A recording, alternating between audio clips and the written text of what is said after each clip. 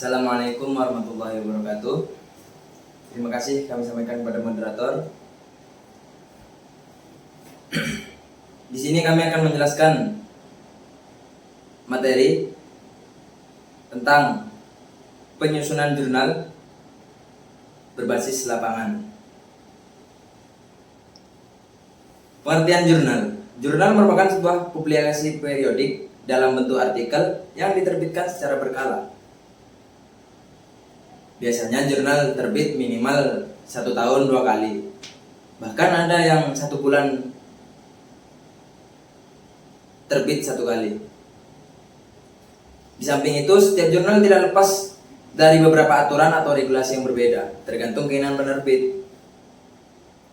Sebelum kita jauh membahas tentang pembuatan jurnal yang baik dan benar, alangkah baiknya kita tahu dulu apa sih jurnal itu. Apa sih penulisan jurnal?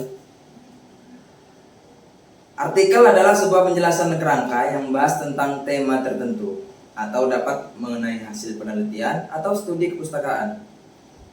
Dan penulisan artikel ditujukan untuk menyampaikan pikiran penulis terhadap realita fakta dan konsep yang ditemui penulis di lapangan. Jadi karena jurnal itu sebuah publikasi periodik. Nah, dalam jurnal ini ada namanya artikel. Artikel adalah penjelasan kerangka yang membahas tentang tema tertentu. Jadi ya, artikel ini ada dalam jurnal tersebut. Konsep artikel itu adalah semua fakta dan konsep yang ditemui penulis di lapangan. Tujuan penulisan jurnal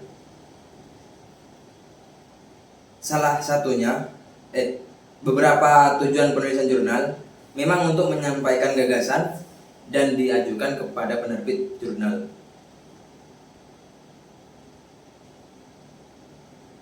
Dan juga sebagai hasil sebuah penelitian dari penulis artikel tadi itu.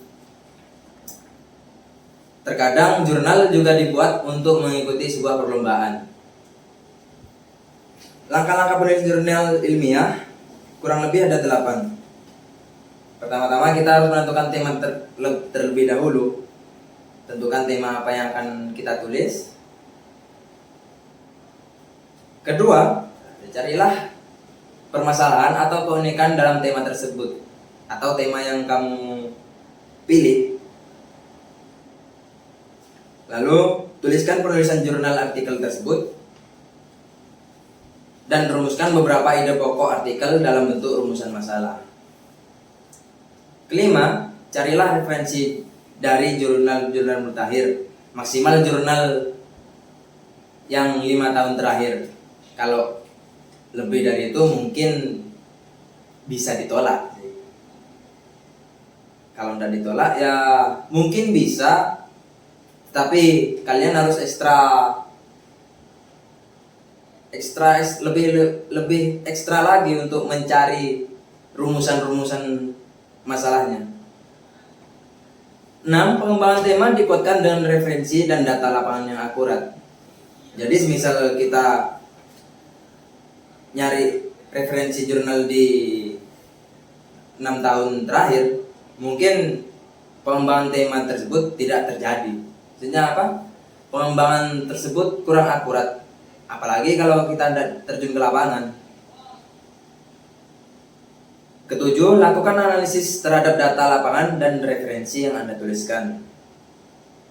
Buatlah kesimpulan dari artikel yang Anda tuliskan. Jadi setelah melakukan perumusan masalah, kita cari referensi jurnal mutakhir maksimal 5 tahun terakhir yang terbit. Dan juga pastinya kita harus melakukan analisis ke lapangan. Lalu setelah itu buatlah kesimpulan dari artikel yang kita tulis tadi. Susunan penulisan artikel ilmiah yang benar. Pertama, ya pastinya judul dong. Gak mungkin langsung daftar pustaka. Kedua, abstrak kata kunci atau kata pengantar. Ketiga, pendahuluan atau rumusan masalah lah, gampangnya kalau di tugas-tugas makalah, gampangnya ya rumusan masalahnya. Keempat, metode apa yang kita gunakan? Ya, pilihlah metode-metode yang kita pelajari sebelum-sebelumnya. 5. Teori kajian. 6. Hasil dan pembahasan. 7. Penutup. 8. Daftar pustaka. Berikut ini penjelasan terkait bagian penulisan jurnal ilmiah. Penulisan jurnal terdiri dari judul 5 sampai 12 kata atau lebih. Udah deh, 12 sudah maksimal. Buatlah judul artikel yang interaktif dan tentunya menarik. 2. Nama penulis tanpa gelar akademis. Jadi ya cukup nama lengkap aja sih. Sok-sokan mau ngasih sarjana apalah. 3. Afiliasi atau lembaga penulis. Mungkin penulis sedang ngajar di yayasan apa, jadi ya afiliasi penulis ya yayasan tersebut. 4. Sertakan alamat surat elektronik atau alamat email. Penulisan jurnal terdiri dari abstrak dan keyword.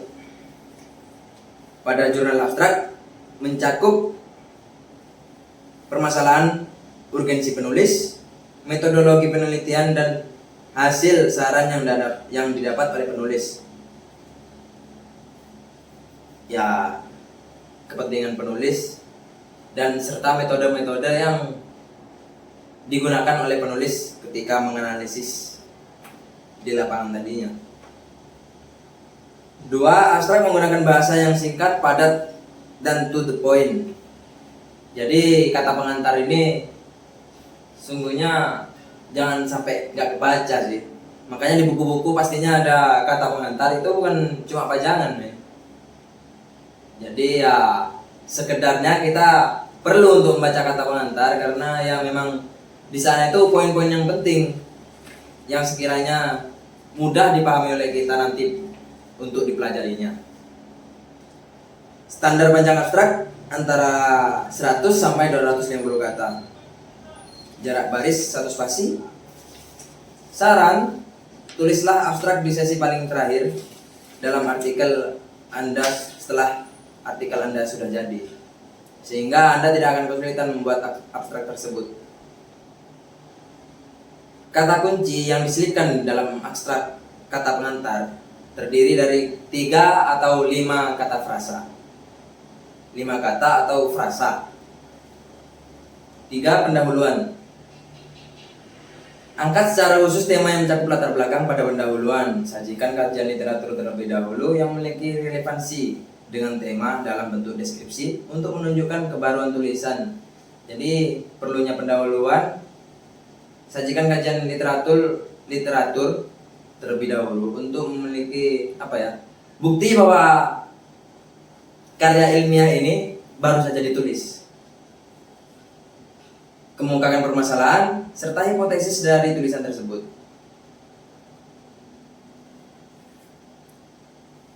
Ya kurang lebih lah seperti rumusan masalah di makalah itu dah pendahuluan ini. 4. Metodologi. Dalam menulis artikel ilmiah pasti menggunakan metode tertentu. Penulis menyajikan khususnya dalam mendapatkan data penelitian guna memecahkan permasalahan. Jadi perlunya penulis untuk meletakkan metodologi di sini agar pembaca tahu bahwasanya kita menggunakan metode ini dan hasil yang didapat ya pasti seperti ini sudah kalau metode itu yang dipakai, gitu loh. 5. Teori kajian. Teori merupakan suatu perangkat pernyataan yang bertalian satu sama lain yang disusun sedemikian rupa sehingga memberikan makna yang fungsional terhadap serangkaian kejadian, khususnya teori yang terkait dengan tema yang disajikan penulis. Fungsi teori yaitu membantu peneliti dalam menganalisis data untuk membuat ringkasan singkat, sinopsis, sehingga dapat memberikan saran kepada peneliti selanjutnya untuk mencoba hal yang baru. Jadi teori ini perlu karena ya untuk memberitahu pembaca, kan pastinya yang baca adik kelas dong, biar adik kelas itu tahu mana yang harus diperbaiki di tahun kedepannya. Kalau ada yang ambil judul itu sih. Keenam, hasil dan pembahasan. Tuliskan hasil semua dari lapangan, kemudian lanjutkan dengan analisis dan pembahasan terhadap temuan data tersebut.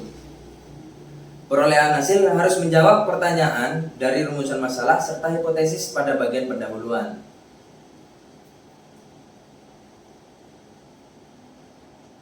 Jadi hasil dan pembahasan ini rujuknya pastinya ke rumusan masalah yang di awal tadi. Jadi hasil dan pembahasan itu adalah jawaban dari rumusan masalah yang pertama dan harus sesuai dengan apa yang dirumuskan di depan tadi. Kesimpulan tidak boleh mengulang redaksi pada bagian hasil dan pembahasan, sehingga kesimpulan berisi ringkasan hasil temuan penulis yang mampu menjawab